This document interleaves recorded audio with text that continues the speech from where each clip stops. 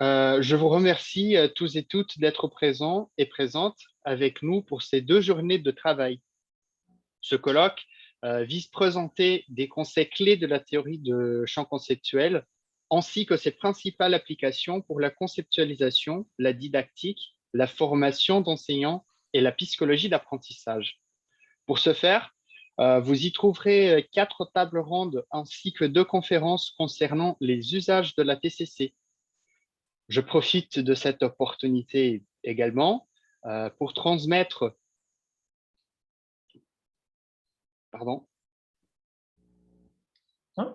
Vas-y. pour transmettre nos profonds remerciements au nom de toute l'organisation de cet événement envers l'ambassade de France pour tout le soutien qui a rendu ce colloque possible. Je vous rappelle que la langue officielle est le français, mais il y aura de traductions simultanées en espagnol et en portugais.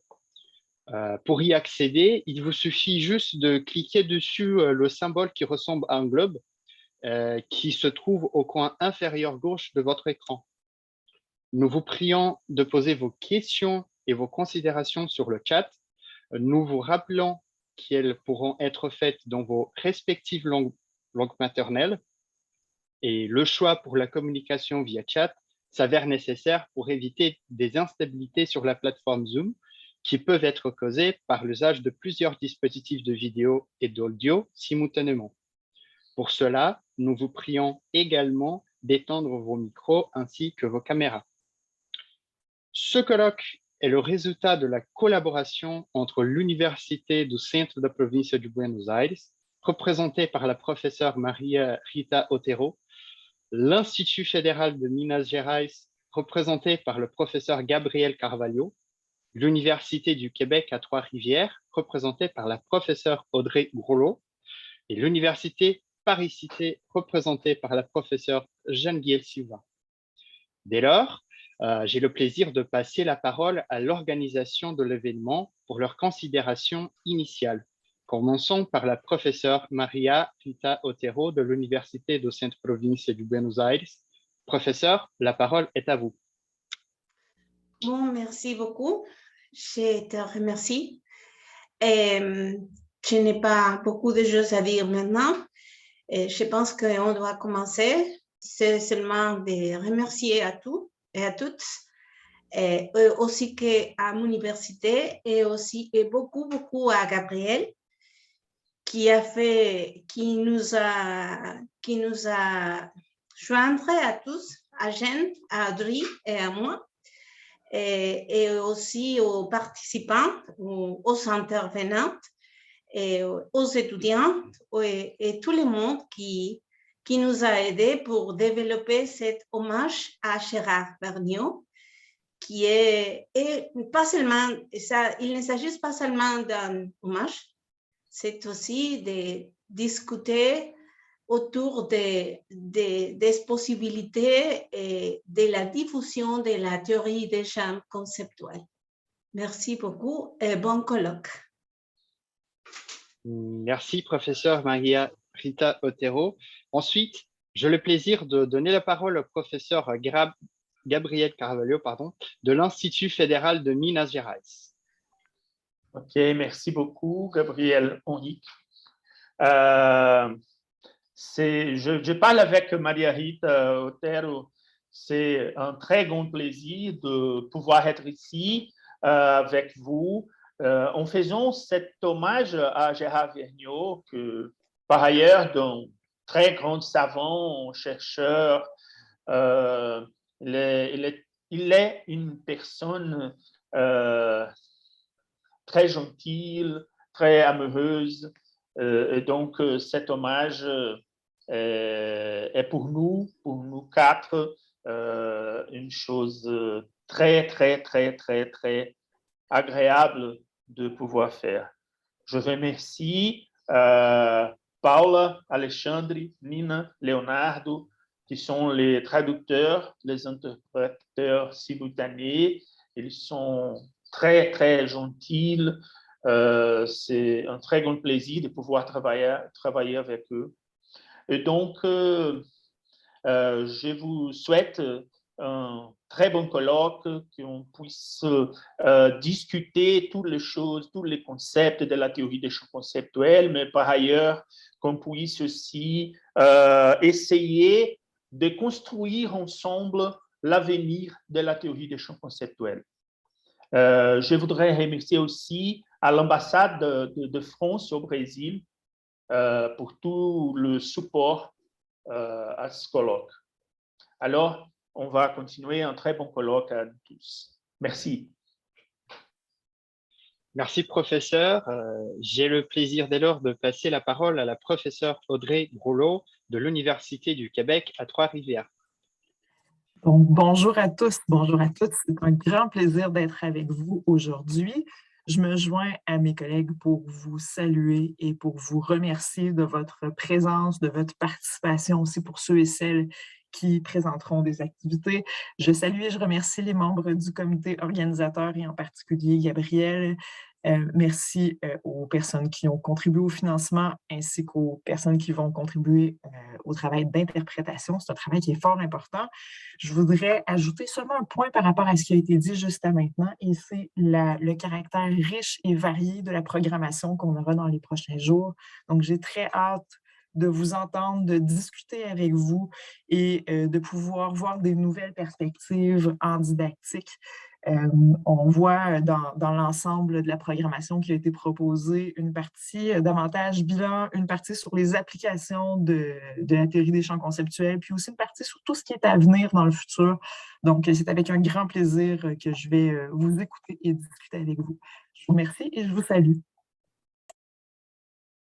Merci, professeur. J'ai le plaisir de donner la parole à la professeure Jeanne Guelsuvin de l'Université Paris-Cité. La parole est à vous.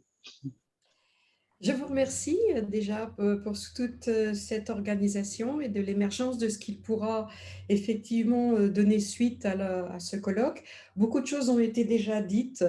Je voudrais simplement remercier également l'introducteur du colloque, Georges Falcaro, et Michel Récopé qui conclura ce colloque de manière appuyée sur l'organisation générale, l'entrée et la sortie de ce colloque. Je voudrais aussi signifier et rappeler que l'émergence du chaos des consciences et de tout ce que Girard représentait bien à lui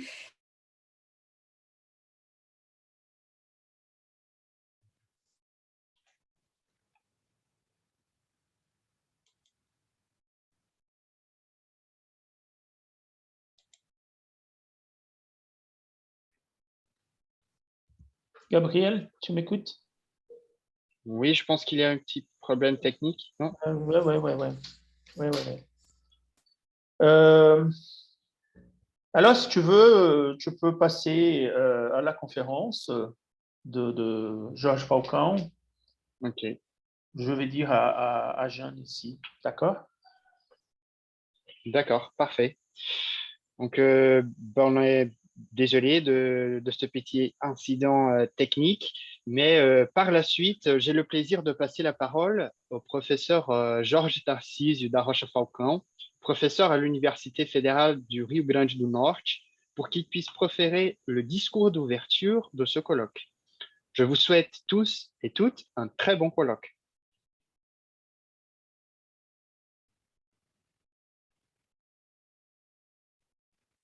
Professeur, vous m'entendez?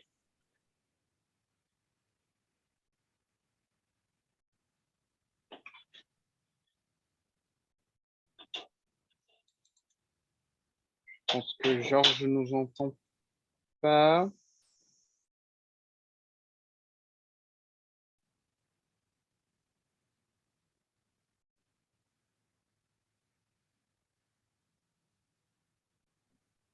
Georges, vous êtes là? Oui. Georges? Ah, super. Oui, oui, bonjour. Bonjour. Donc, je passe la parole à vous pour que vous puissiez faire le discours d'ouverture. Je vous souhaite tous et toutes un très bon colloque et la parole est à vous, professeur. Alors, bonjour à tous et à toutes. D'abord, je vous remercie de l'honneur de cette invitation. J'étais élève de Gérard Vergniaud de 1988 à 1992. 1992, oui, c'est ça. Et pour moi, Gérard a été plus qu'un directeur de thèse, un ami et même un père. Et voilà, je choisis un certain coup d'œil, un certain découpage prenant en compte le thème de ce colloque. J'espère que cela va ajouter quelque chose d'intéressant aux analyses, aux hommages que dorénavant on sera en train de faire, puisque Gérard, et c'est un peu l'idée que je vais vous proposer aujourd'hui, Gérard est parmi nous pour de bon, à cause de ses contributions pour le bâtiment de la psychologie tout entière. Ce n'est pas seulement de la psychologie, mais je parle du point de vue de la psychologie parce que c'est mon domaine à moi. Alors, c'est un peu vers cette direction qu'on va suivre. Je profite pour remercier les amis de la traduction. J'espère ne pas vous vous donner trop de travail à cause de mon français a quelques toiles d'araignée par-ci, par-là, mais j'espère que ça marchera. Je vous demande aussi votre aide pour, je ne sais pas si c'est à moi de le faire, de partager quelques slides des présentations et allons-y, c'est ça.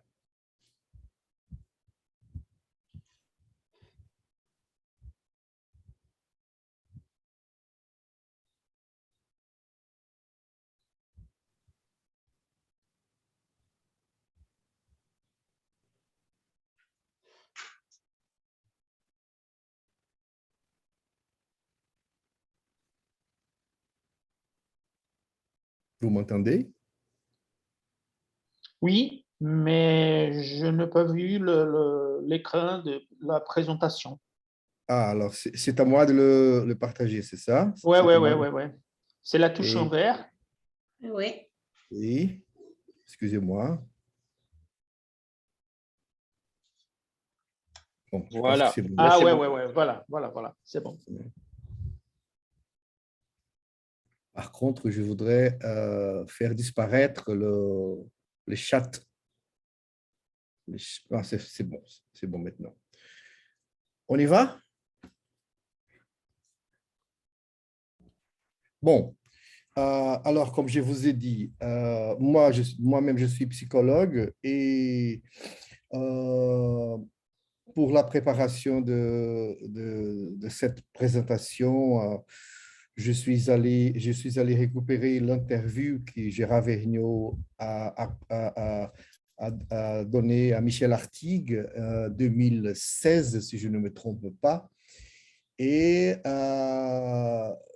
il nous rappelle dans cette interview qu'il a été un des pères fondateurs du groupement PME, le Psychology of Mathematics Education, qui est apparu en 1976 en Allemagne, si je ne me trompe pas encore une fois. Et justement, la proposition du groupement PME, c'était justement une évidence de l'intérêt, de la préoccupation de Gérard Vergniaud par rapport à la contribution des opérateurs théoriques en psycho, pas seulement en psycho, mais avec spécial intérêt, pour moi au moins, en psycho. Et c'est à cause de cela que j'ai décidé de vous proposer de réfléchir un peu justement sur la contribution de ces géants, qui est Gérard Vergniaud, pour le bâtiment d'une psychologie générale. J'essaye de faire avancer mais je n'arrive pas.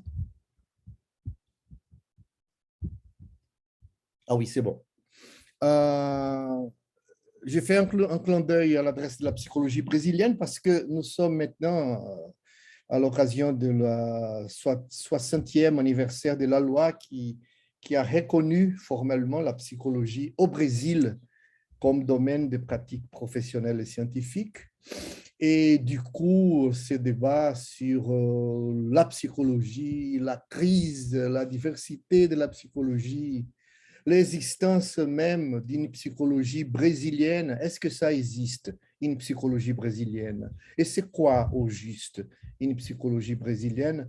Alors, tous ces débats en ce qui concerne cette psychologie, qui n'est pas seulement à nous, les Brésiliens, mais je pense que tout le pays au sud de l'équateur s'occupe maintenant dans ces temps de contemporanéité de ce débat qu'on appelle ici au Brésil de post-colonial, le débat post-colonial concernant l'existence d'une pensée, d'une contribution au moins latino-américaine, africaine, et là-dedans, brésilienne, argentine, chilienne, et ainsi de suite. Je suis convaincu, je pars de ce propos-là, je suis convaincu que, et là, je répète une proposition de Yves Clos, avec lequel je travaille il y a déjà, j'essaye de contribuer dans le contexte du CNAM, du Conservatoire national des arts et métiers à Paris, et avec mon labo. Yves Clos, dans une de ses conférences, nous a dit que, et à mon avis, il a raison, toutes les psychologies spécifiques, la psychologie du travail, la psychologie de l'esport, la psychologie du développement, la psychologie scolaire, la psychologie hospitalière, etc., etc., etc. Toutes ces psychologies spécifiques doivent avoir une psychologie générale de référence. Ce n'est pas certain en ce qui concerne les pratiques professionnelles des psychologues eux-mêmes. Mais bon, pour moi, c'est absolument incontournable. Il faut absolument s'occuper de l'établissement d'un choix ou bien du bâtiment d'une psychologie générale de référence. Ce n'est pas le choix comme en psychologie. Pour beaucoup d'entre nous, c'est quand Ian Walsner m'a dit un de ces jours qu'il pensait que ce domaine de référence serait la psychologie du développement, mais c'est plus que ça. C'est plus que ça. C'est l'histoire de choisir un ensemble d'opérateurs théoriques comme moyen de faire la psychologie tout court, là, pour tous les domaines de la psychologie. Prenez par exemple ce qu'on appelle l'approche développementale chez des géants comme Jean Piaget, Henri Wallon, Lev Vygotsky. Le développement dans les travaux de ces géants-là, il n'est pas seulement vu comme une filière de la psychologie. C'est pour eux, c'est la méthode. Il y a ce que Ian Walsner va appeler le developmental approach. Alors, l'approche développementale, c'est l'approche par excellence de la psychologie dans tous les domaines. Alors, c'est ça, c'est un peu ça, l'idée de faire un choix de base pour un regard psychologique. À mon avis, Gérard Vergniaud a bien compris cette idée. Et c'est ça que je voudrais vous proposer comme sujet de cette présentation. Et à mon avis, c'est aussi à cause de ça qu'il est pour moi dans le panthéon de géants, le panthéon de contributeurs pour l'histoire de la psychologie tout court. Gérard Vergniaud a vraisemblablement contribué pour le bâtiment d'une psychologie générale qui puisse offrir des outils pour faire face à la crise constitutive de la psychologie. Voilà un autre géant qui est Lev Vygotsky. Il a écrit un bouquin qui, à mon avis, est un bouquin absolument incontournable, un livre incontournable, La signification historique de la crise en psychologie. Et il dit que cette crise a été constitutive, elle est présente de nos jours, elle est là pour des uns, elle nous offre des avantages, pour des autres, elle nous offre des obstacles. Mais de toute façon, il faut faire avec. Il faut faire face à cette crise au sens non seulement négatif, mais crise au sens d'une opportunité de développement. Alors, la psychologie est assez diverse depuis toujours. Je pense que nous sommes tous d'accord en ce qui concerne ce point-là. Sur le point de départ de la signification historique de la crise en psychologie, proposée par Vygotsky. Dans ces beaux cas, Vygotsky fait une partition, établit une division de base entre, d'un côté, des chats idéalistes, des gens dans la psychologie qui proposent une psychologie plutôt centrée sur la conscience, les processus mentaux, une psychologie qui va être appelée par certains d'entre nous de spiritualiste, une psychologie de l'acte conscient et de la pensée. C'est que les anglophones vont appeler mind, une psychologie centrée sur le mind. D'autre côté, des chiens naturalistes pour lequel le psychisme devrait être décrit plutôt avec le même concept que ceux de la physique, que ceux de la biologie, que ceux de la physiologie. Ce serait donc des propositeurs d'une psychologie naturelle scientifique. Ici au Brésil, par exemple, depuis toujours, la formation en psycho dans nos universités, elle a une jambe qui s'appuie sur les sciences humaines, sur la philosophie, et d'autres jambes qui s'appuient sur la santé, la biologie. Et du coup, le cours s'appuie sur des contextes, même dans le contexte de l'administration universitaire, parfois ça pose des problèmes par-ci, par-là, mais c'est à nous. Et c'est historique, c'est pas nous qui avons inventé cette question-là. Il y a un défi pour ceux qui veulent prendre entre les mains cette question de chat et chien, de ce débat dans la psychologie, de cette dichotomie d'approche. Le défi de proposer une vraie troisième voie, une vraie. Cette histoire pour les Brésiliens, cette histoire de troisième voie est à l'ordre du jour à cause de la troisième voie dans le débat politique vers l'élection présidentielle à la fin de cette année. On parle beaucoup de cette troisième voie, et du coup, il y a des troisièmes voies qui sont vraies, des troisièmes voies qui sont tout simplement une des voies déguisée, une troisième voie qui est tout simplement l'ajout un peu à la Frankenstein des aspects des autres voies.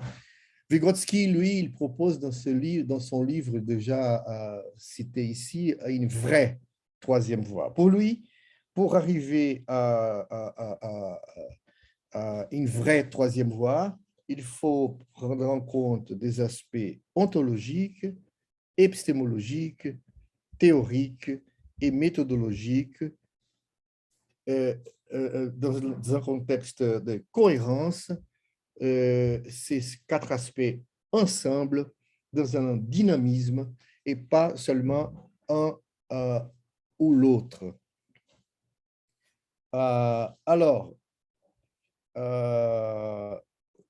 la taille, l'épaisseur, la grandeur de cette tâche de proposer une psychologie générale, c'est vraiment de prendre en compte ces défis à quatre visées, ces quatre visées-là. J'ai fait usage, après une interaction avec une collègue au CNAM, Madame la professeure Katia Kostowski que pendant une de ses visites ici à Natal, elle a proposé cette métaphore avec cette petite poupée russe, la Matryoshka. Tous ceux qui se sont qui ont rendu visite, qui sont allés à Moscou ou à d'autres villes russes, difficilement sont de retour sans avoir de souvenir une de ces matryoshkas.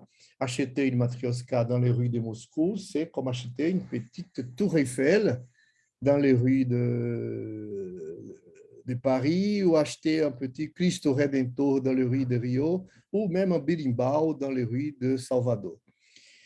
Et même si pendant ces derniers jours, pendant le moment actuel, la Russie et même ces aspects de la vie quotidienne russe, de la culture russe, sont un peu, disons, l'objet l'objet de création un peu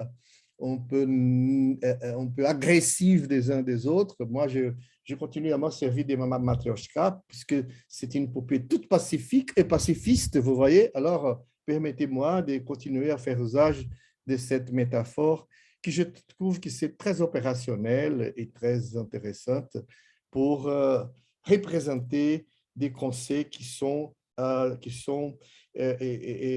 soumis les uns aux autres, et comme ça, elle sert très bien à ce que je vais vous proposer. Je ne sais pas si vous me voyez, ma matryoshka, moi, ici, entre mes mains, et celle-là, la grosse, elle a plusieurs matryoshkas. Je vais commencer par la toute petite, là,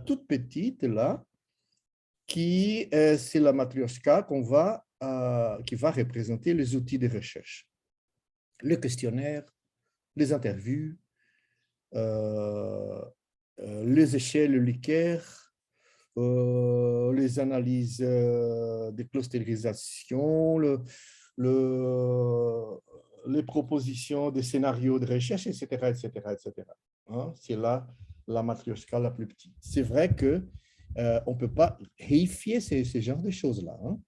Il y a des gens qui disent qu'ils ne font de la recherche qu'avec un certain nombre limité d'outils de recherche, sans prendre en compte les questions de recherche, les aspects qui sont sur examen. Et ça, c'est un autre problème, on ne va pas s'en occuper, mais les outils de recherche, ils doivent entrer dans la matryoshka suivante, qui est la méthode. C'est-à-dire qu'on ne peut pas faire usage de n'importe quoi. Il est important pour faire un usage cohérent d'un ensemble d'outils, d'établir un dialogue cohérent avec la méthode qu'on propose. Et cette méthode, de sa part, elle va dialoguer, elle doit être cohérente avec une méthodologie. Alors voilà, ici au Brésil, mon expérience à moi dans les jurys de soutenance les maîtrises, le doctorat, et parfois il y a des débats sur la pertinence de proposer dans les textes qu'on va discuter la méthode de la thèse ou la méthodologie de la thèse, et il y a un peu une certaine difficulté de cerner de quoi il s'agit, si c'est la méthode, la méthodologie. Moi, de ma part, je dis tout court que la méthode qui fait le lien entre les outils, l'usage des outils, le choix des outils et une certaine conception, des voies de bâtiment de la connaissance. C'est ça qui fait la méthode. Alors, la méthode, c'est un peu les prescriptions explicites pour la recherche elle-même. Je rigole avec mes élèves de formation en recherche en disant que si on oublie les écrits sur la méthode dans les bus, quelqu'un qui va trouver ces écrits, il seront capables de faire la recherche tout entière à notre place. Parce que la méthode, elle décrit les chemins pour arriver de la question de recherche à la récolte des données, l'analyse des données et la réponse pour les questions de recherche. Tout ça est obligatoirement dans la méthode. La méthodologie, quant à elle, elle va s'occuper d'établir, de bâtir un argument sur la justesse, sur le bien fondé de la méthode. Alors, il y a, par exemple, Piaget va parler d'une méthodologie clinique, Yves Clos aussi, dans le domaine du contexte du travail, une méthodologie clinique dans laquelle, pour le cas d'Yves Clos, la participation, la co-analyse des participants est centrale. Ils ne sont seulement des sujets au sens de participants assujettis. Ils ne sont pas simplement sujets de la recherche, ils sont co-analystes.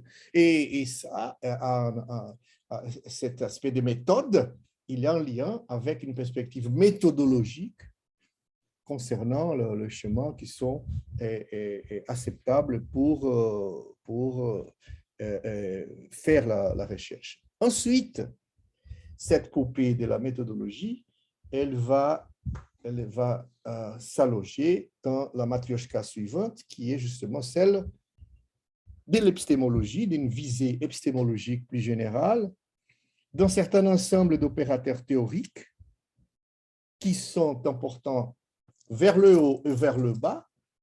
Vers le bas, parce que c'est à partir de cet opérateur théorique qu'on va établir une méthodologie, une méthode et des outils de recherche. Et vers le haut, parce qu'on arrive finalement à la matrioshka la plus grosse, et cette perspective de l'épistémologie, des opérateurs théoriques, des choix, et ça c'est important, des unités d'analyse. L'idée d'unité d'analyse, c'est central, c'est important. Et tout ça a un rapport finalement avec ce qu'on peut appeler grosso modo l'ontologie de l'être humain. L'humain, c'est à la fin quel genre de phénomène? C'est plutôt un phénomène biologique, c'est bien un phénomène social, c'est un phénomène social-économique, c'est quoi à la fin? Alors, c'est un peu ça, le défi de prendre en compte cet objet de recherche complexe qui est le phénomène humain, d'être capable de prendre en compte ces niveaux, ils sont subsumés les uns dans les autres. C'est pour ça que j'ai choisi cette petite poupée russe, parce qu'à mon avis, elle offre une métaphore puissante et très claire comme ces concepts, ils ne peuvent pas être pris les uns indépendamment des autres. À lui seul, aucune de ces 5 matrioshkas qu'on a proposées ici ne suffit à offrir une issue à la crise. Ce n'est pas exactement une phrase de Clos, parce qu'il il ne parle pas de matrioshka, mais je vais adapter un peu, mais l'idée, c'est lui qui a fait ces propos. Il ne suffit pas d'être attentif à ces 5 dimensions d'une façon isolée. Ça ne suffit pas pour rendre compte de défis de ce bâtiment, pas seulement d'une 3e voie en psychologie, mais pour le bâtiment d'un corpus théorique digne de ce nom en psychologie. Parce que, vous voyez, ça, c'est un débat qui est très fort dans le milieu de psychologie au Brésil maintenant. Il y a des initiatives, notamment dans les contextes d'action professionnelle, où les gens n'ont aucune réflexion sur le genre de psychologie qui est la sienne. Il y a une réification des pratiques en elles-mêmes, et du coup, parfois, les gens font un certain nombre de choses le matin, des choses complètement différentes l'après-midi, et on est centré sur sur une sorte de pragmatisme opérationnel et théorique qui est un peu, comme je dis, un peu Frankenstein. Et c'est le cas un peu préoccupant parce que c'est le cas des gens, des collègues, des opérateurs en psychologie qui n'ont même pas l'intérêt à prendre en compte ces 5 dimensions, pas, même isolées, et surtout pas intégrées. Je vous propose maintenant un premier découpage, à mon avis, hein, excusez-moi, c'est partiel, c'est pauvre, ce n'est que ma réflexion à moi, ma contribution pour ce débat, quelques ouvrages qui, à mon avis, offrent des pistes sur ce que j'appelle dorénavant la matrioshka vergnosienne, la matrioshka psychologique vergnosienne. Il y a tout d'abord l'article de 90, la théorie des champs conceptuels, qui est un peu le porte-parole, l'un des plus importants de la proposition vergnosienne. On va voir sur quel point elle va s'appuyer, quel point elle va offrir ces défis. Il y a ce bouquin qui, à mon avis, est aussi, il a été traduit en espagnol au Mexique, si je ne me trompe pas, en allemand, en portugais. Des collègues au Paraná, c'est les collègues sur le leadership de Esther Grossi à Rio Grande do Sul qui ont proposé une traduction brésilienne. Et je pense aussi les collègues au Paraná aussi. Ensuite, j'aime beaucoup ce petit livre. C'est un livre d'introduction où Gérard établit un dialogue avec Vygotsky, un dialogue, à mon avis, très important par rapport à un certain nombre d'opérateurs théoriques et des aspects importants de la psychologie. Alors, c'est ce livre qui a été proposé. C'est un livre d'introduction. Hein. Il est dirigé surtout aux jeunes qui veulent commencer à lire Vygotsky et à mon avis, c'est très bien fait. Le suivant m'intéresse beaucoup, parce que moi-même, je déménageais d'un focus de recherche plutôt centré sur le contexte scolaire, notamment en ce qui concerne les domaines des mathématiques et sciences, comme c'était le cas de ma maîtrise, qui a fait attention au développement du concept de vecteur, et le doctorat qui a fait attention sur la direction de Gérard au passage de l'arithmétique à l'algèbre. Mais après, il se trouve que je me suis intéressé au contexte professionnel. C'était un peu dans mon berceau depuis mon temps d'enfance, à cause des travaux déjà au programme de 3e cycle de psychologie cognitive à Recife, avec Ana Lúcia Schliemann, Terezinha Nunes et David Carre, parce que depuis toujours, ils sont intéressés à la psychologie des cuisinières, à la psychologie des pêcheurs, aux mathématiques, aux opérations mathématiques des pêcheurs, des gens qui, avec Nadja Ascioli-Régnier, qui sera entre nous pour les tables rondes qui viendra ensuite, la récolte de canne à sucre et les procédures pour bien établir les quantités de canne récoltées et le paiement qui devrait être fait. Alors, dès le départ, les gens à Recife s'occupaient beaucoup de ce débat entre la mathématique dans les rues et à l'école. D'où le titre dans des livres qu'on appelle l'Ancien Testament, hein? C'était notre Ancien Testament, na vida 10, na escola zero, un peu en traduction libre pour aider nos amis de traduction 20 sur 20 à l'école, 20 sur 20 à la vie, hein, parce qu'en France, ce n'est pas 10, n'est-ce pas, c'est 20. Au moins, l'était à l'époque où j'étais dans le système de formation français. Et Vergniaud, après sa sortie de Paris 5, il est allé travailler dans le contexte de la didactique professionnelle, dans le contexte du travail. Il s'en occupait des chômeurs de longue durée. Et moi aussi, je fais ces mouvements.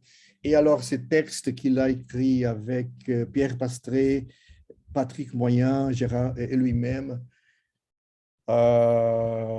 il a aussi des dialogues avec Samour Saï qui sont aussi importants. Mais cette question de la didactique professionnelle est importante. Et ça arrive finalement à ce livre de 2007 qui est vraiment, vraiment important. Je vivement vous conseille, si vous voulez aller plus loin dans cette histoire des aspects pour lesquels Gérard a contribué.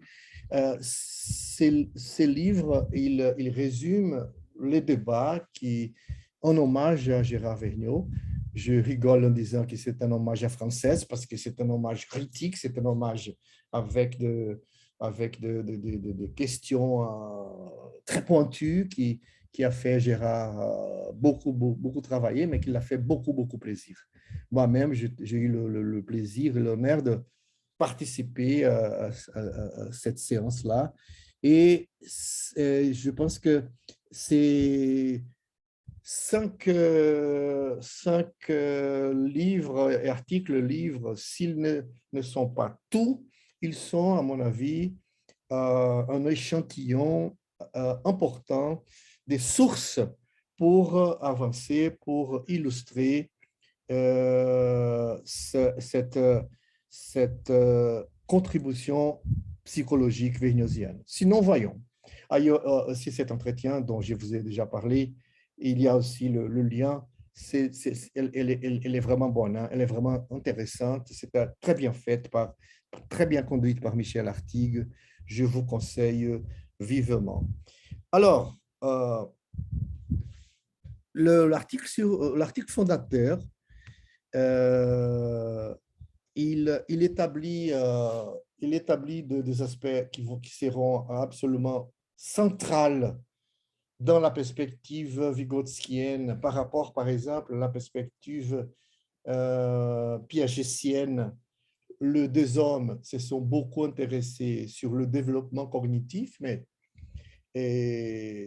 Vergniaud, lui, il établit le base de développement dans des domaines de connaissances un peu plus loin que d'une façon élargie par rapport à l'intérêt à la démarche logique générale, à des raisonnements logiques, au développement d'une logique opératoire. Les invariants opératoires, logiques opératoires, sont toujours là-dedans, dans la contribution vergnosienne, mais lui, il va prendre appui sur l'intérêt, sur l'exigence, sur la nécessité de prendre en compte des domaines de connaissances spécifiques. Le concept de schème, qui était déjà présent chez Piaget et même avant Piaget, chez d'autres dans le contexte français, on va en parler pour la suite. Les schèmes sont aussi présents, mais Gérard va proposer que schème, il aura un rapport avec l'activité spécifique, avec les contextes, avec des situations. Les schèmes, ce sont des outils pour faire face à une pluralité de situations. Et c'est pour ça qu'ils sont décrits comme des organisations invariantes de l'activité, mais à partir d'une pluralité des contextes d'activité à partir duquel le sujet va opérer la proposition de schèmes qui vont prendre en compte cette diversité d'une façon invariante. Et les schèmes seront associés à des concepts, d'abord à des concepts, un acte dont on va parler un peu plus parce que c'est une idée très importante pour un débat en psychologie sur le savoir-faire, le savoir-dire qui a été proposé au départ par Jean Piaget. Mais les concepts un acte, les concepts formels, scientifiques, un débat qui sera pris dans le chapitre 6 des Pensées et langage de Vygotsky quand il analyse les concepts scientifiques et les concepts qui, dans la traduction française, a été appelé spontanés. Alors, c'est un débat important. Le développement conceptuel et la nature même de concepts qui vont finalement être, ça sera enrichi à la fin par la proposition d'une organisation obligatoire des concepts dans des champs conceptuels. Le théorème en acte, on en a déjà un peu parlé. Bon, c'est un peu ça, et c'est obligatoire, c'est le départ, c'est le cœur des opérateurs théoriques, c'est la contribution de cet article.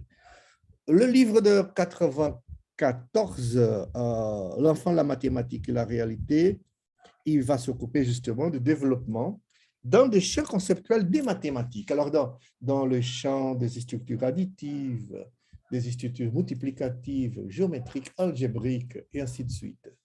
Et ces bouquins aura alors un intérêt immédiat, très important pour la didactique des maths. C'est le livre qui va établir le lien entre un certain nombre d'opérateurs théoriques pour la réflexion sur des concepts en maths et la didactique des maths. Le livre de 2000, le débat avec Vygotsky, un des aspects le plus important, le plus vivant. On a beaucoup discuté de ça pendant la période de travail avec Gérard. Le rapport pensée-langage dans le développement. Le langage, c'est quoi? C'est un sous-vêtement qu'on met après que le développement, le développement réfléchissant a été établi. Alors ensuite, on met en parole, on met en symbole ce qui avait déjà été bâti ou non. Le langage, c'est constitutif du développement cognitif en soi-même. L'intérêt de la zone de proche développement, alors ça a beaucoup intéressé à Gérard, puisque Gérard s'était intéressé depuis toujours à la didactique, aux actes formateurs, à la mise en place des questions pour faire réfléchir, des questions à répondre, des questions à développer dans les contextes des cours, dans les contextes scolaires. Et finalement, le lieu, la place des émotions et des affaires qui sont aussi importants, sont aussi d'intérêt et qui sont présents aussi dans un des chapitres, dans un des topics qui ont été choisis par Gérard pour ce dialogue avec Vygotsky.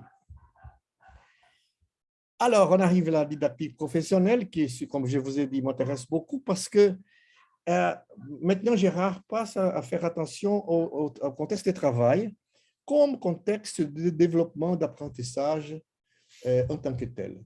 Dans l'interview à Michel Artigue, il dit, vous voyez, le travail, il est un contexte d'apprentissage et de développement, mais ce n'est pas la reproduction de ce qui se passe à l'école. Hein.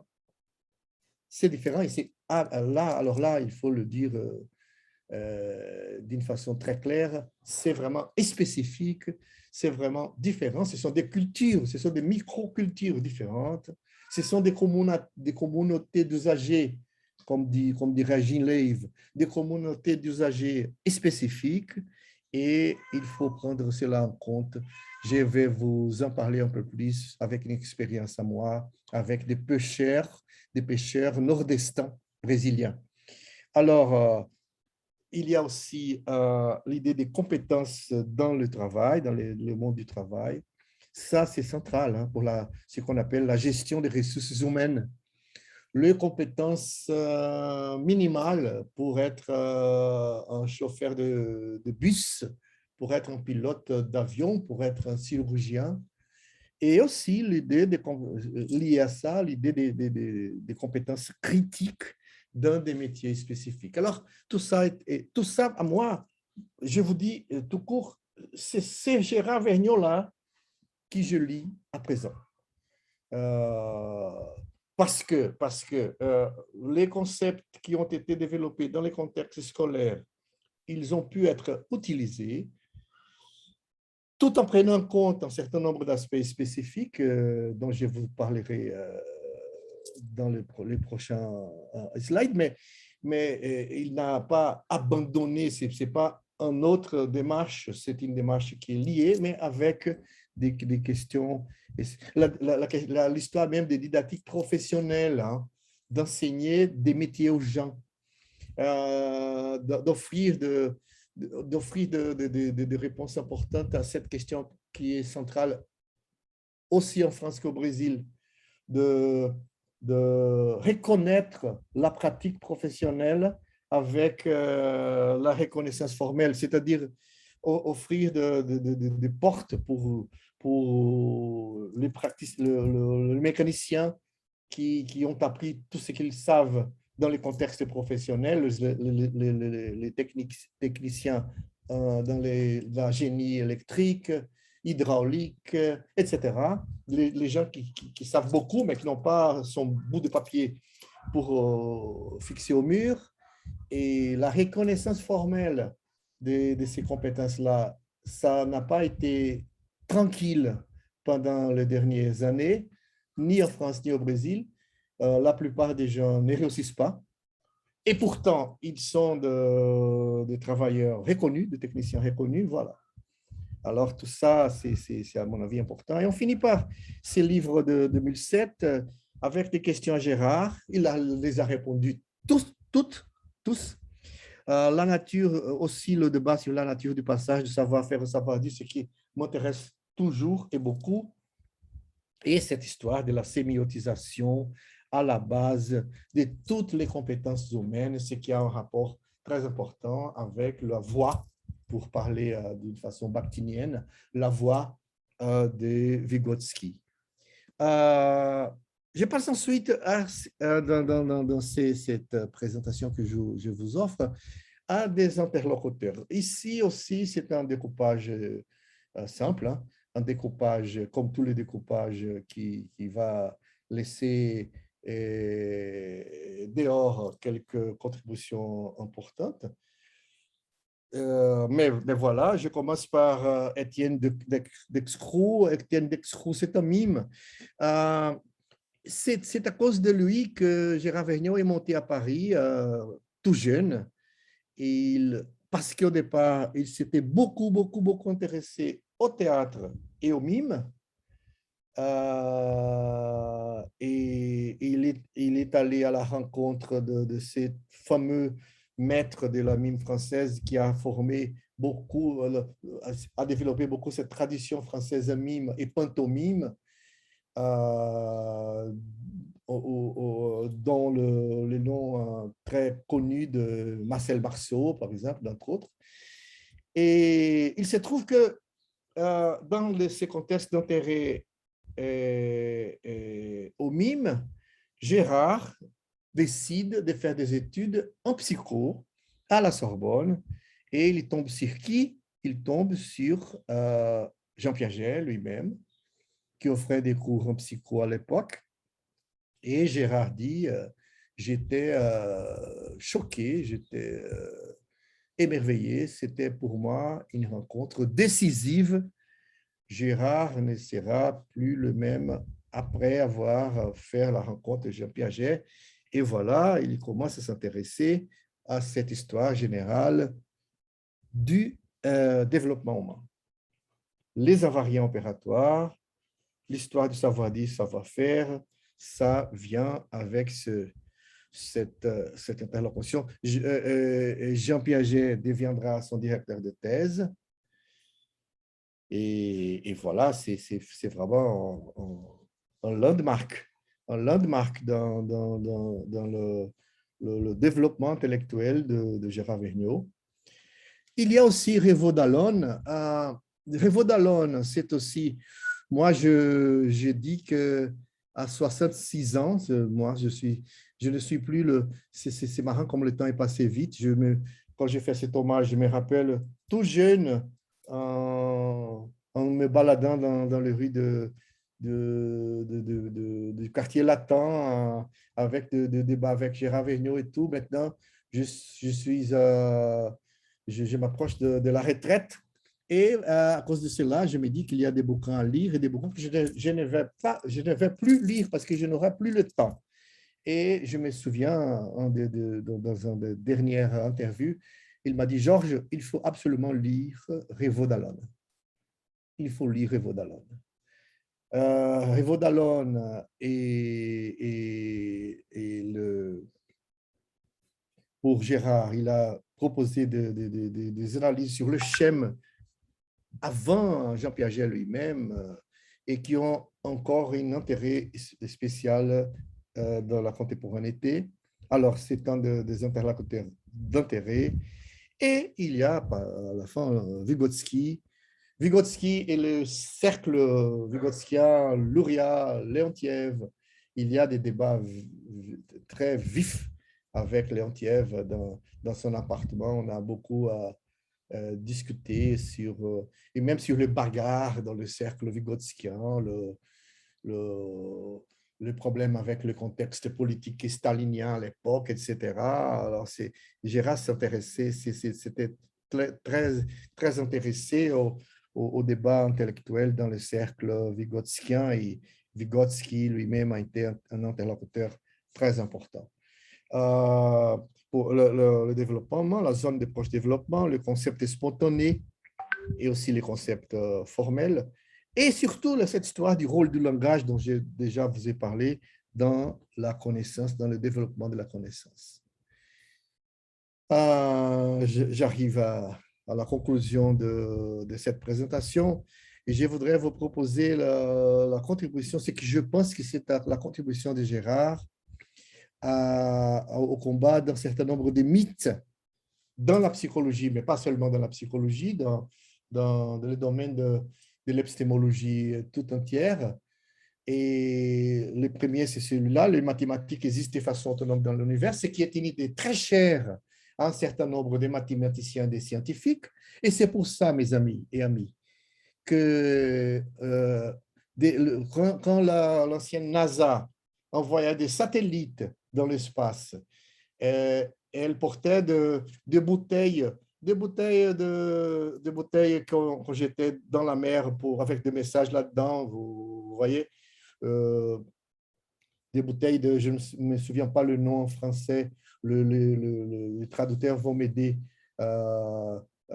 naufrage, naufrago, je ne sais pas si des gens qui sont ce qu'on appelle en portugais des naufragos, qui sont dans son île, arrivent dans une île et jettent des bouteilles avec des messages. Alors, ces satellites avaient ces genres de bouteilles. Et vous savez ce qu'il y avait dedans? Le théorème de Pythagore, le théorème de Thalès, quelques formules de proportionnalité simples, composées, etc. Des concepts, des propositions symboliques mathématiques, parce qu'il pensait que c'était, s'il y aurait quelque chose de partageable entre nous et les martiens, le plutonien et des gens dans les fins de l'univers, c'est les mathématiques. Pourquoi?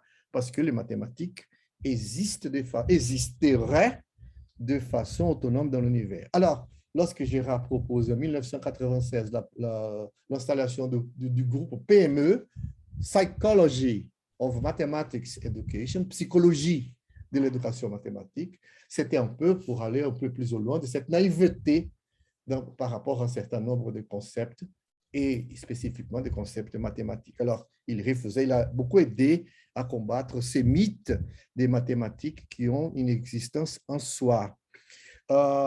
L'idée aussi simpliste des mathématiques limitées à des chiffres et à des algorithmes.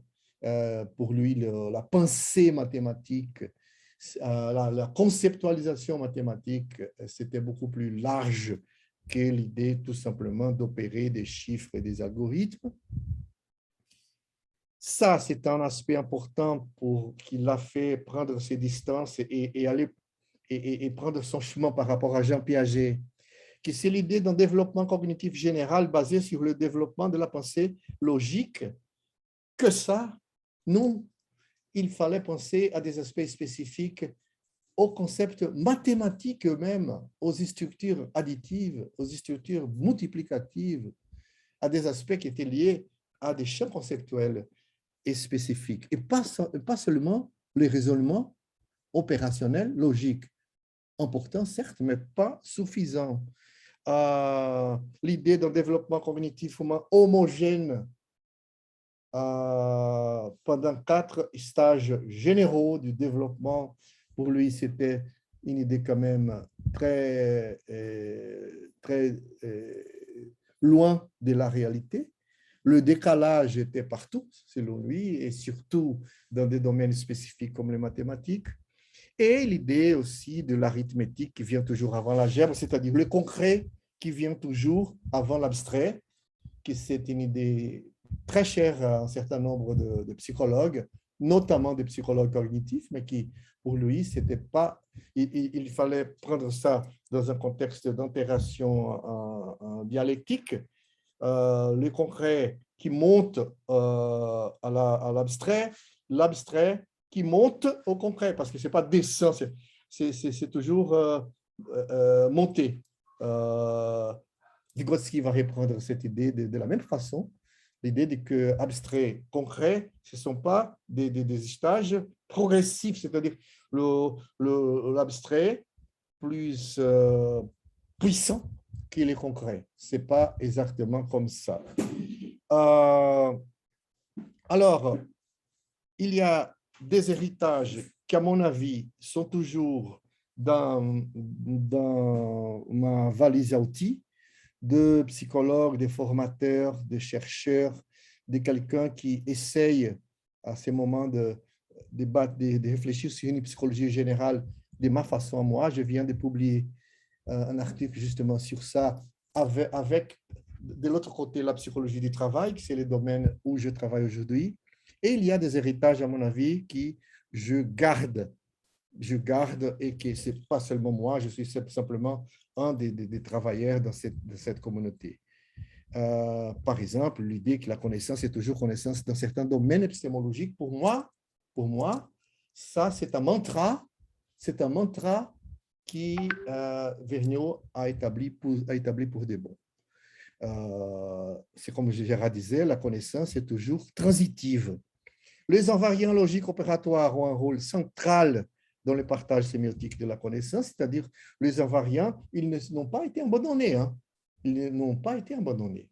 Ils sont absolument importants, même s'ils ne sont pas suffisants, ils sont importants, et surtout, ils sont importants pour cette idée de partage sémiotique de la connaissance et alors pour la didactique, pour le bâtiment des outils de cette didactique. Les concepts s'organisent dans des champs conceptuels, certes. À mon avis, c'est dur comme faire, ça. C'est toujours réseau. Hein. On commence par parler de ceci et il faut absolument parler immédiatement de cela. On peut parler de la même chose de plusieurs façons différentes. Hein. Il y a toujours le bout de l'iceberg, mais je pourrais vous proposer cette présentation d'un nombre important de façons différentes. C'était à moi de choisir, mais il y a toujours un choix qui est possible. Et c'est pour ça que je décide de vous parler de l'opération. Je décide de vous parler sur les fractions. Je peux le faire de plusieurs façons en entrant dans ces champs par des chemins divers et différents. Les contextes des pratiques professionnelles se caractérisent par des compétences critiques. Les compétences critiques, ça m'intéresse beaucoup, beaucoup, beaucoup aujourd'hui. Et c'était Gérard qui m'a parlé de cette idée le premier.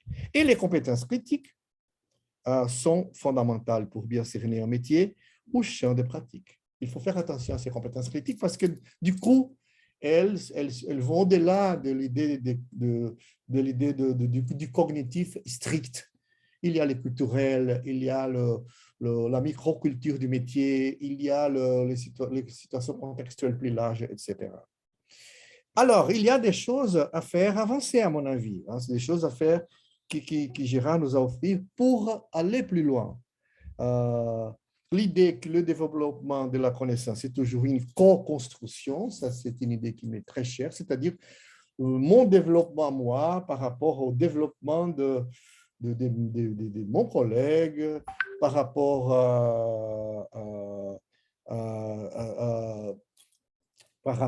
à ce que mon maître, ma maîtresse me dit, et ainsi de suite, ce qui est au cœur de l'idée même des zones de proche développement.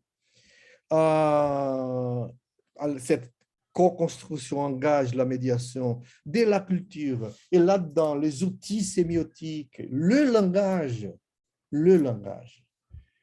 Alors, l'idée que peut-être, le langage n'est pas un vêtement qu'on met sur des idées qui ont été faites, qui sont déjà toutes faites.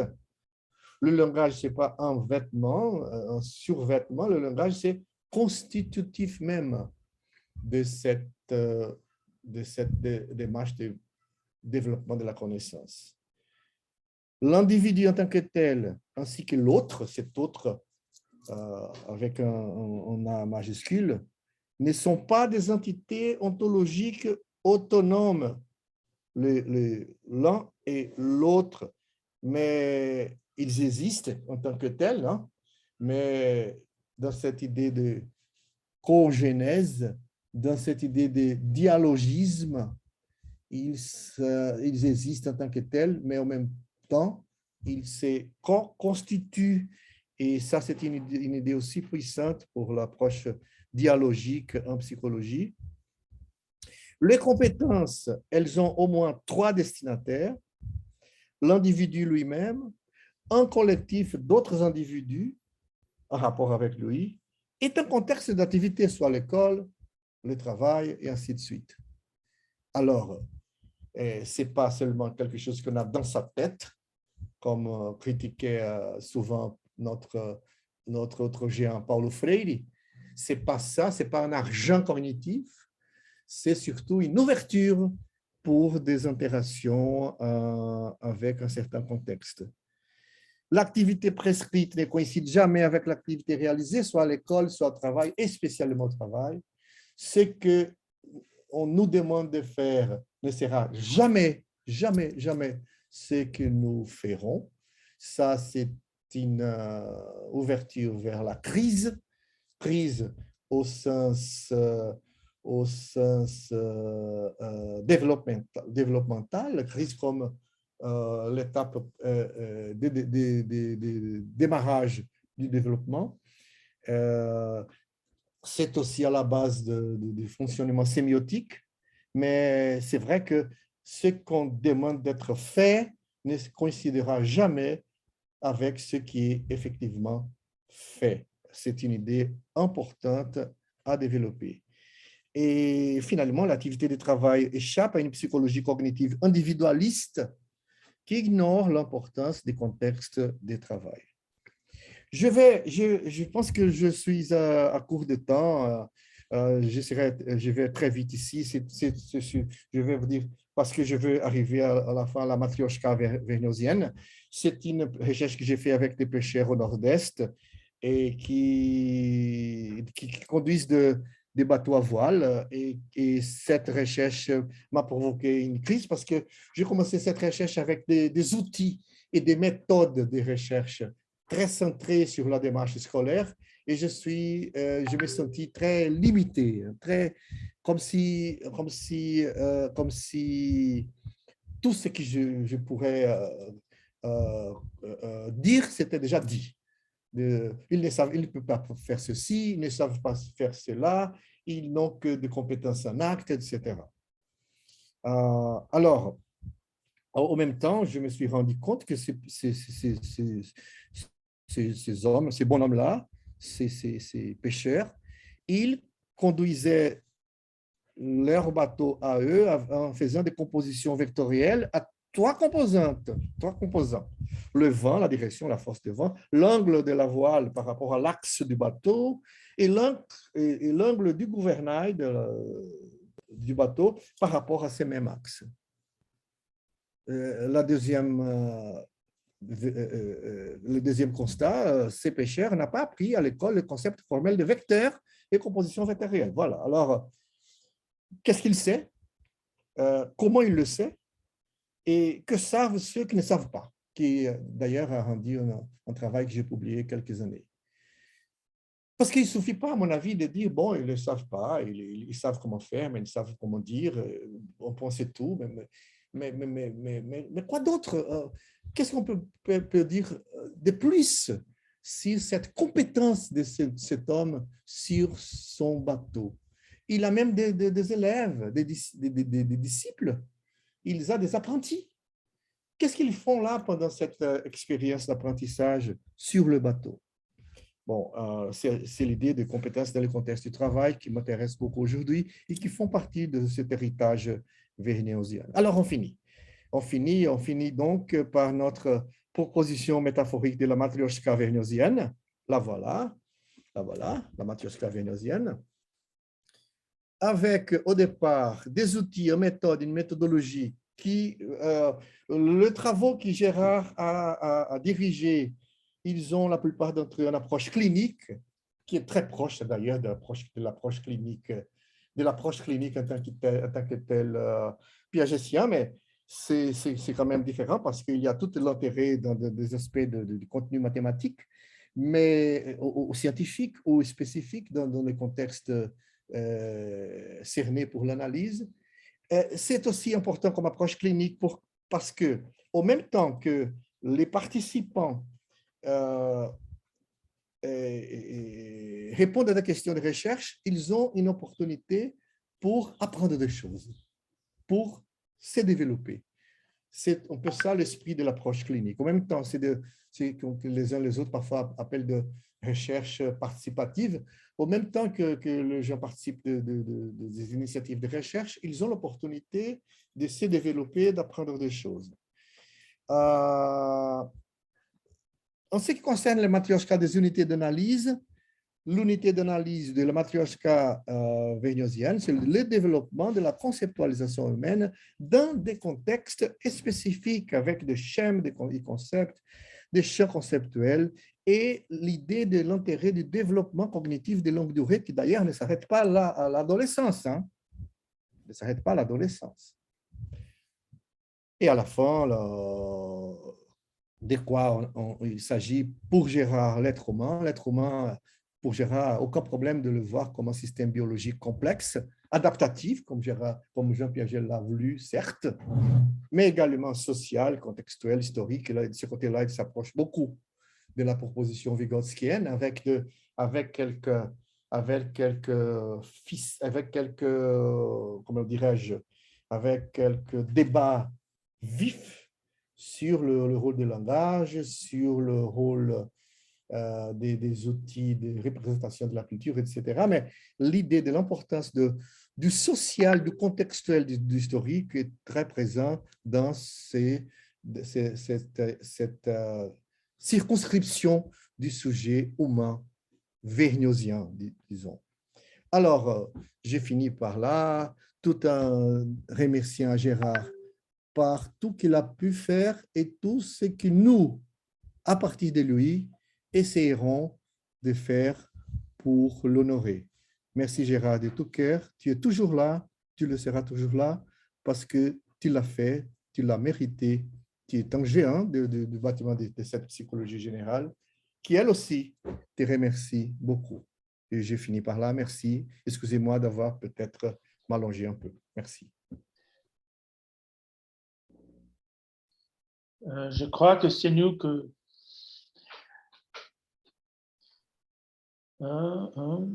OK.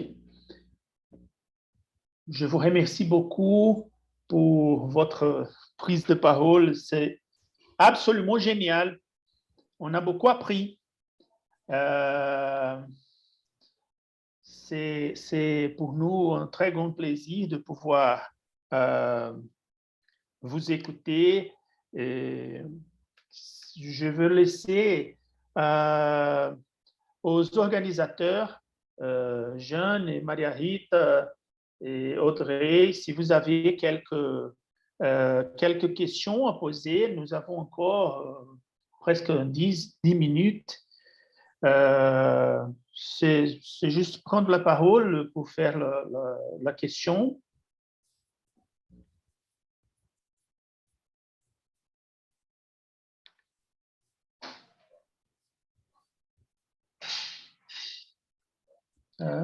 Personnellement, Gabriel, d'abord, je voudrais vous remercier pour l'excellente présentation. J'ai beaucoup appris. En contexte québécois, on est un peu moins souvent familière avec les travaux de Vergniaud. Donc, ça m'a permis de faire un beau tour d'horizon et de pouvoir voir ce qu'il en est. Donc, personnellement, j'ai beaucoup appris. Je laisserai la parole aux autres personnes pour les questions parce que j'ai bien compris que la plupart des gens en connaissaient beaucoup plus que moi sur le sujet. Donc, mais je vous remercie pour la qualité de votre présentation. J'ai été ébloui. Merci, Audrey. Merci.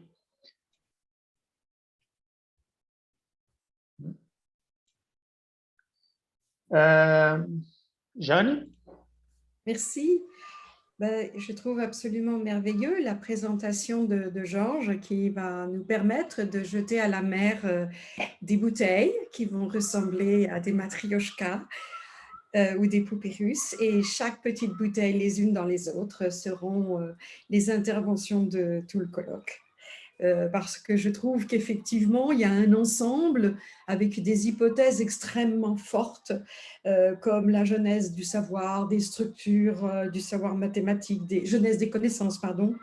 Et je voudrais effectivement souligner à la fois l'importance de l'affectivité. C'était une question qui est venue dans le chat, qui intervient d'une manière, je dirais, présente aussi, dans les notions de schème, d'invariant, et puis aussi ce qui est quelque chose, je dirais, d'important, si Georges peut nous apporter un élément, et puis aussi probablement reprendre l'idée générale d'homomorphisme que Gérard avait bien développé aussi à travers les représentations comme des reflets mentaux du réel. Je trouve que ça, c'est quelque chose qui va être développé dans les interventions qui vont suivre, mais que je trouve très pertinente concernant la définition qu'on pourrait donner de façon plus large à la structure de l'intelligence, à sa stabilité, aux fluctuations apparentes du réel et de tout ce qui peut rendre compte de la notion de complexité tel que le décrit aussi Edgar Morin, qui est un philosophe et un sociologue qui développe beaucoup les idées de complexité, je dirais, du réel.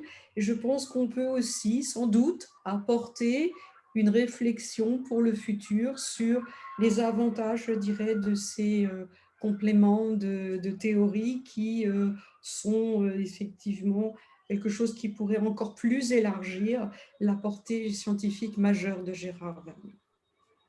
Merci. Merci, Jeanne. Ce sont des questions absolument importantes. Je vais essayer de dire quelques mots là-dessus.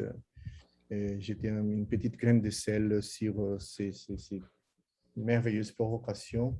En démarrant par les aspects liés aux émotions, aux affects, j'ai une collègue qui aussi m'a et ma copine de travail qui, en travaillant avec des adolescents, leur a demandé de parler un peu sur les mathématiques et on s'est rendu compte de l'importance de ce qu'on appelle par-ci par-là la mathophobie, la phobie aux mathématiques, le rapport affectif très négatif, très chargé par rapport aux mathématiques et où est-ce que ça s'installe? Parce que par contre, il y a d'autres recherches qui montrent un rapport au départ à l'enseignement, ce qu'on appelle ici au Brésil l'enseignement enfantin, l'enseignement avec les petits-enfants.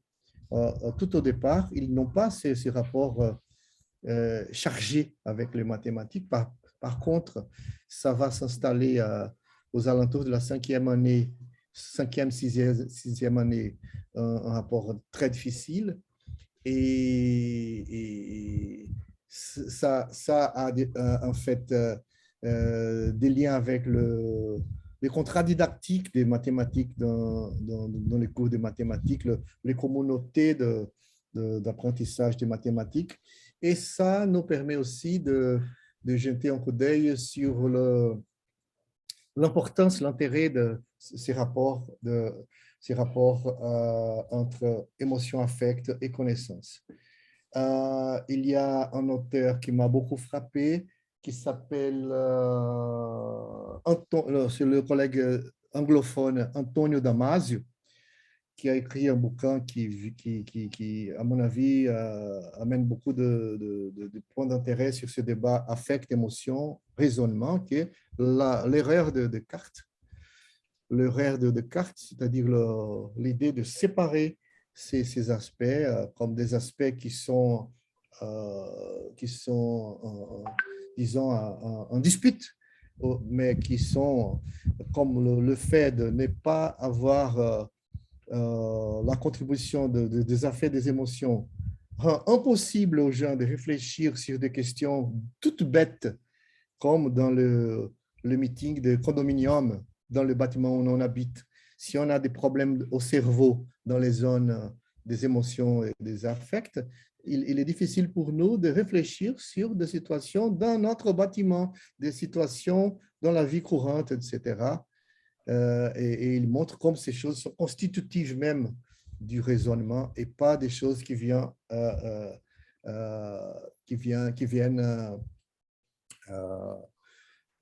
du dehors, qui viennent en compétition les unes avec les autres. Cette idée est une idée qui avec des racines historiques profondes, mais nous sommes convaincus qu'il y a beaucoup de terrain, beaucoup de choses à faire là-dessus.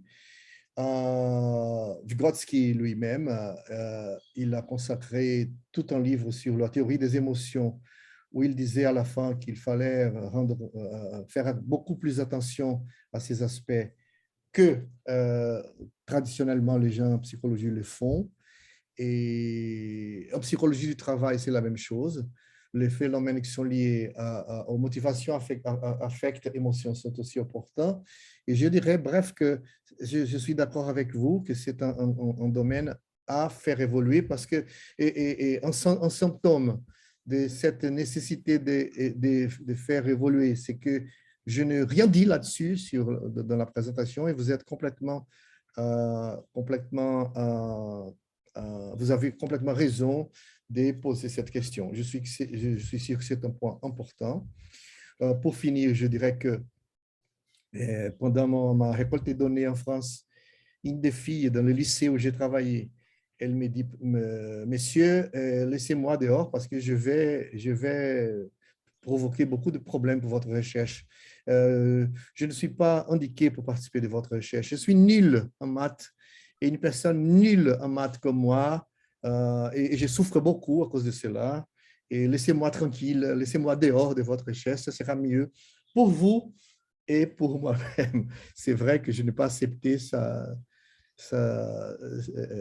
qu'elle avait dit. Elle a participé, elle a très bien participé, c'était très bien. Il y a aussi les questions que vous avez mentionnées sur cette idée de homomorphisme Alors là, à mon avis, c'est vraiment un aspect absolument important. Lorsque j'ai travaillé avec mes sujets dans le contexte du développement de la notion des vecteurs, j'ai proposé, c'était aux alentours des années 70, hein, les premières machines, et j'ai osé proposer une plateforme, un ordinateur, pour apprendre l'idée de composition vectorielle, un pas en avant par rapport à la composition additive simple, 2 plus 2 égale 4, mais si ce sont des dimensions vectorielles, ce n'est pas vrai tout le temps. Et la traversée d'une rivière qui a un courant et il faut faire avec, etc. Et établir un modèle conceptuel pour ce qui se passait devant eux, c'était vraiment pour nous qui avons déjà l'idée établie. Il était difficile de comprendre où était le problème, mais pour eux, pour établir des structures qui s'étaient un peu qui avaient des points de lien les unes avec les autres, n'était pas évident pour eux. Plus tard, quand il s'agissait d'établir ces liens entre l'espace cartésien et les fonctions linéaires, l'idée des fonctions linéaires est proposée en termes algébriques et l'idée des fonctions linéaires en tant que de droite dans un plan cartésien, et l'idée qu'on parlait à la fin de la même chose, ce n'était pas non plus évident. Alors, ça envoie à l'idée du bâtiment de la connaissance elle-même. Et moi, je suis convaincu, Jeanne, que, permets-moi de te traiter comme ça, de ne pas vous voyez, mais nous sommes entre collègues. Je suis convaincu que cette question de faire en sorte qu'on établit des homomorphismes entre des phénomènes, des modèles et entre des modèles, plusieurs modèles, c'est vraiment une question absolument importante. Piaget a beaucoup avancé avec l'idée d'abstraction réfléchissante. À mon avis, l'idée d'abstraction réfléchissante est géniale, mais ce n'est pas suffisante. Parce que je suis convaincu d'autre côté que la fonction symbolique elle-même, elle a une importance majeure dans cette démarche-là. Alors, je dirais que c'est vraiment un aspect qui m'intéresse beaucoup, absolument complexe, pour faire face à cette, comme vous avez dit, cette complexité de notre sujet d'intérêt. Et en ce qui concerne Gérard Vergniaud, qui c'est pas moi le focus d'intérêt, mais lui-même, Gérard Vergniaud, quand il discutait avec nous son intérêt dans les champs des structures multiplicatives, l'idée de rapports entre des rapports sur des rapports de deuxième ordre, et cette idée de passage de la division aux fractions, de la division aux fractions à la proportionnalité et la considération unifiée de ces domaines de problématisation. Il disait il faut être capable d'établir des points de lien entre tous ces aspects-là. Et là, c'est vraiment pas facile. Un dernier mot. Je suis aussi convaincu qu'il faut aussi être dans une communauté. À mon avis, ces défis, il doit être disons, considéré un collectif, à mon avis. Dans une communauté de praticiens, dans une communauté de gens, dans un contexte d'interlocution, je suis beaucoup intéressé au pouvoir du dialogue pour faire face à ces défis, de bâtir ce genre d'outils psychologiques complexes. Je pense que je ne pourrais pas dire plus, Jeanne. C'est tout ce que je peux apporter à ces débats. Je te remercie de tes questions. Excusez-moi si je suis allé d'une façon tellement courte et simple à tes provocations. Merci. Moi, Gabriel, je voulais... Oui. Vas-y. Oui, je peux parler? Oui. Georges, je te remercie beaucoup parce que tu as fait un exposé extraordinaire. Et pendant que tu parlais, j'ai pensé beaucoup de choses. Je ne sais pas si je pourrais arriver à leur dire maintenant, mais je pense que tu as mentionné le livre de Gérard Vygotsky, même s'il n'aimait pas trop ces livres, je ne sais pas pourquoi, mais je l'aime aussi, comme toi. Et je ne suis pas un psychologue, je pense que je suis plus une chercheuse en didactique. Et j'ai beaucoup travaillé sur l'enseignement je travaille sur l'enseignement de la théorie de la relativité restreinte, aussi que vers les didactiques des maths. Et ce qui m'a touché beaucoup, toujours des idées de Vergniaud, c'est que les concepts quotidiens se construisent de la même manière que les concepts scientifiques, non? Qu'il y a toute une continuité. Je trouve cette idée très, très intéressante et très utile. Parce que, par exemple, dans la théorie de la relativité restreinte, on voit que les étudiants ont des idées qu'ils ne peuvent pas exprimer, mais qui sont chez eux et qui sont des idées correctes dans le domaine de la relativité d'Einstein. C'est vraiment incroyable, non? Et c'est vraiment aussi magnifique. Et je m'intéresse aussi à l'affectivité, comme tu l'as dit, et j'ai beaucoup parlé avec Gérard avec les idées de Damasio, et surtout avec les livres En cherchant Spinoza, qui c'est un livre qu'il a écrit Damasio après l'erreur de Descartes, mais en même temps, et je ne sais pas si tu trouves la même chose, je trouve qu'il y a comme un recul de la psychologie de l'apprentissage. Je ne suis pas un psychologue, mais je trouve qu'il y a un recul en face des neurosciences, des choses, d'un champ qui centre les choses beaucoup plus sur le cerveau que sur les sujets de la psychologie. Et ça manquait beaucoup.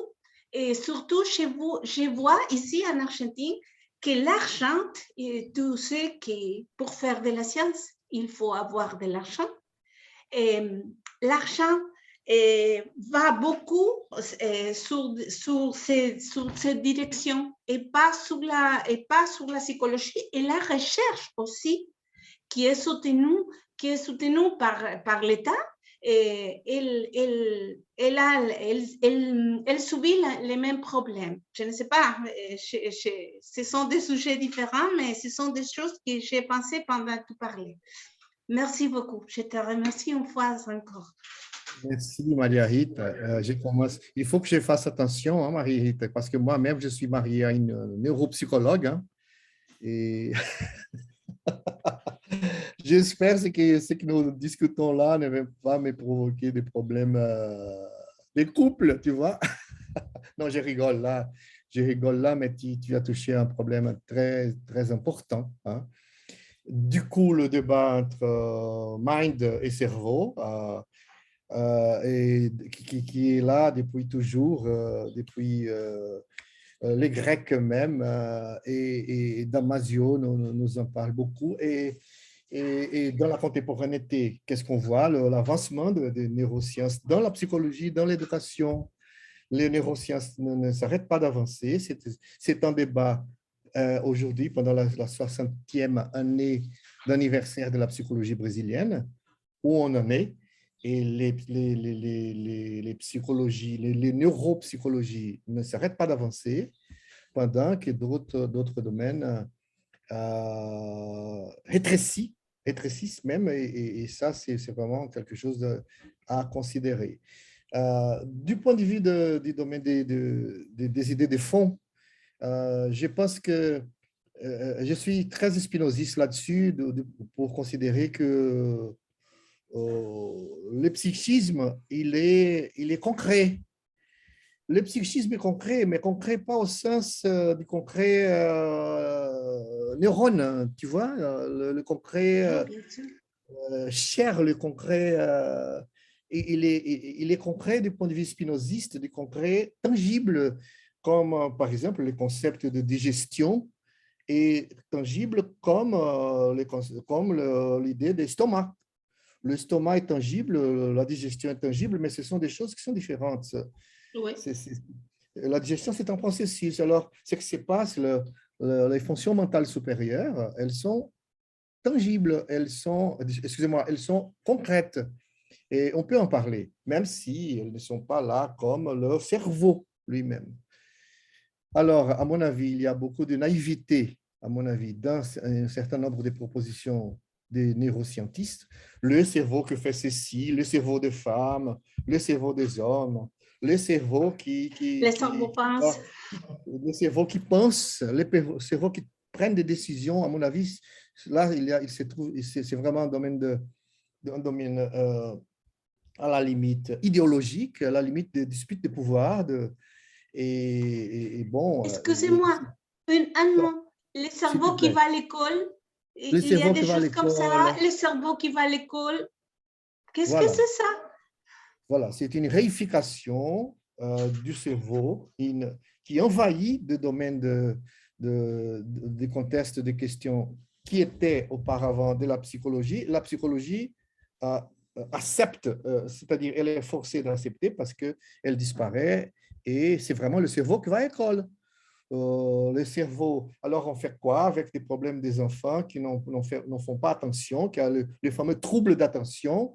On fait attention à leur cerveau. On fait attention à leur cerveau. Et à mon avis, c'est épouvantable. Hein. C'est vraiment terrible. Et cette histoire de disparition, Gérard nous disait ça. Gérard me dit ça à plusieurs reprises. On doit faire attention parce que la psychologie sera avalée, elle sera avalée par les neurosciences. Si on n'a pas attention. Et vous voyez, je suis marié avec, je répète, avec une neuropsychologue. Hein. Aucun problème. Hein. Je l'aime beaucoup et il y a des contributions merveilleuses du côté, par exemple, à partir de Luria lui-même. Hein. Luria, le père de l'approche neuropsychologique dans la troïka vygotskienne. Les réflexions de Luria sur la mémoire, elles sont d'une qualité énorme.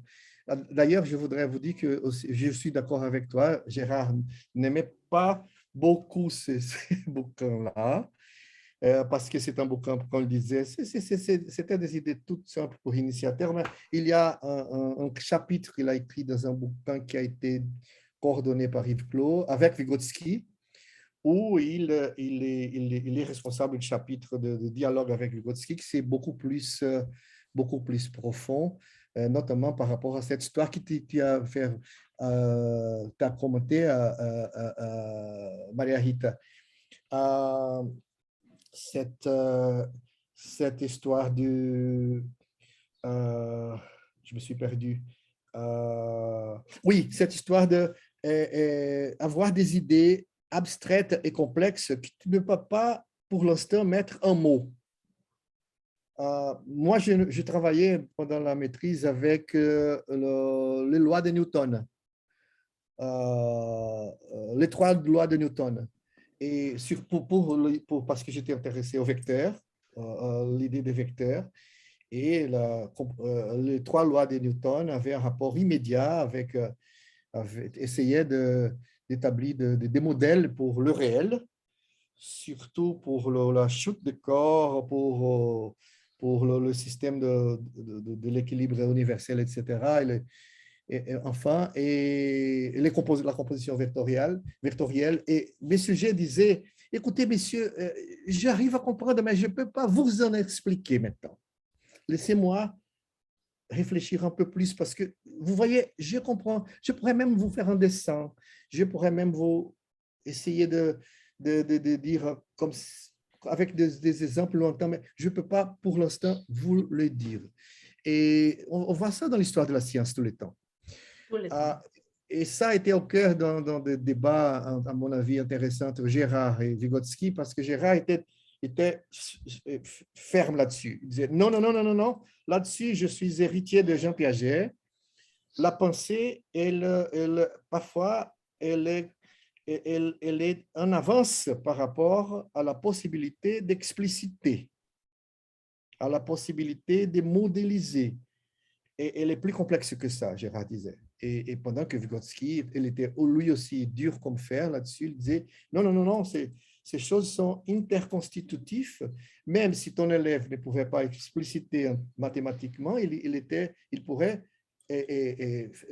faire face à cette idée d'une façon symbolique, même si c'était des idées visuelles.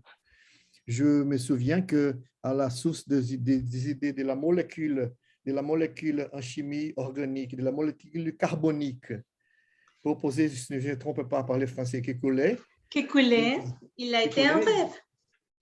Il a rêvé avec la molécule, non?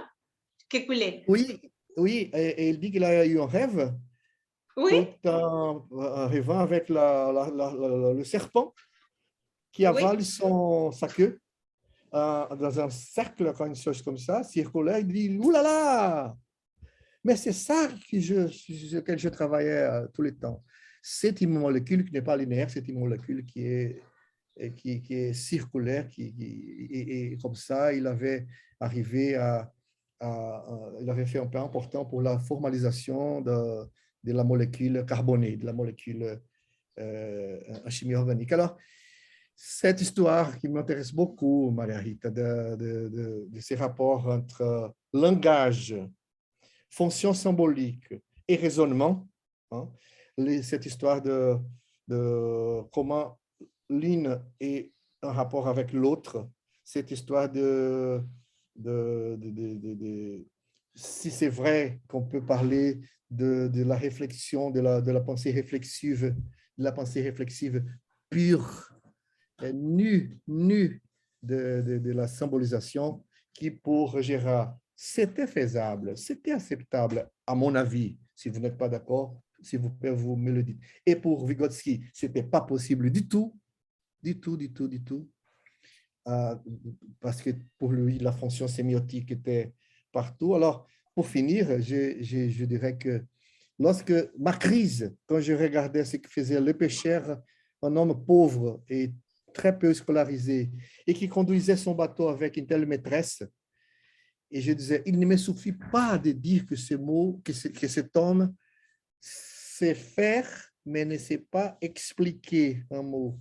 Mais il est dans le contexte d'une activité complexe qui est la conduite d'un bateau à voile. Ce n'est pas simple, hein? C'est une composition vectorielle à 3 composants. Oui. Et il le fait, et il l'enseigne à un apprenti. Et ce n'est pas suffisant pour moi de dire il sait le faire. Mais il ne sait pas l'expliquer, il ne sait pas le dire en mots, mais il sait faire. Il va falloir qu'il le mette en mots. Non, non, non, non, non. À ce moment-là, à présent, il est capable de mettre tout ça dans un contexte symbolique, sémiotique, culturel, lequel c'est notre tâche à nous d'avancer un peu là-dessus. Merci de ton non, merci à toi. C'était super, merci. Alors, je vous remercie beaucoup au nom de l'organisateur du colloque, Georges. Si tu me permets d'appeler Georges, nous sommes collègues, comme vous avez dit tout à l'heure. C'était de très bonnes réflexions. Je crois qu'on a bien commencé. On dit au Brésil qu'on a commencé avec la jambe droite. Moi, je préfère gauche. Hein? Ah, moi aussi. Quand tu as dit, oh là là, je pensais qu'il va commencer à chanter, oh là là, n'est-ce pas? Et c'est très important pour nous. Moi, je préfère aussi. Cette année, je crois qu'on va en réussir d'être libre de ces mythes. Mais je vous remercie beaucoup au nom de tous les organisateurs. C'était un très grand plaisir de pouvoir vous écouter.